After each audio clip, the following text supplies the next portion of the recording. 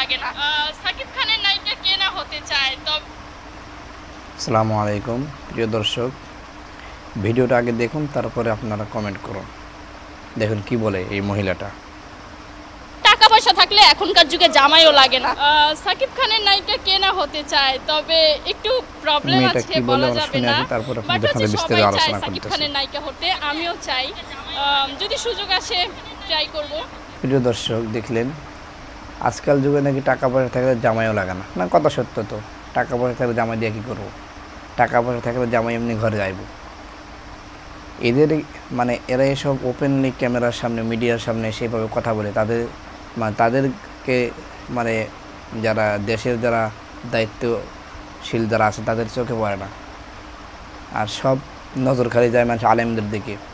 কোন আলেম তার ওয়াইফরে নিয়ে গেছে কোন রেস্টুরেন্টে, তাকে মিথ্যা মামলায় জড়িয়ে দিয়েছে।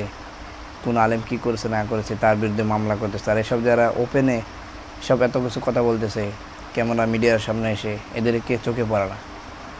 তো দর্শক বন্ধুরা, আমরা এখনও মানে বাংলাদেশের মানুষ, বাংলাদেশের সরকার, বাংলাদেশের জনগণ এখন অনেক অনেক মানে অসচেতন। তো আমরা যদি কোনো জায়গায় কোনো মানে যদি দেখি যে অসামাজিক কোনো কাজ হচ্ছে, অসামাজিক কোনো জিনিস হচ্ছে, সেখান থেকে আমরা বিরত থাকবো এবং যারা এসব কাজ করে তাদেরকে বিরত রাখবো। এই যে মহিলাটা বললো যে টাকা থাকলে জামাই লাগে না, এটা মানে শরীয়ত, ইসলাম শরীয়ত তো এসব কথা যায় না। টাকা থাকলে জামাই লাগে না মানে তাহলে আসলে সে কী বুঝাইতে চাইতেছে? যে টাকা থাকলে জামাই ভাড়া করে আইনেও মানে সমকামিতায় বা মানে মিলন করা যায়, বা আপনি যা বলেন আর কি।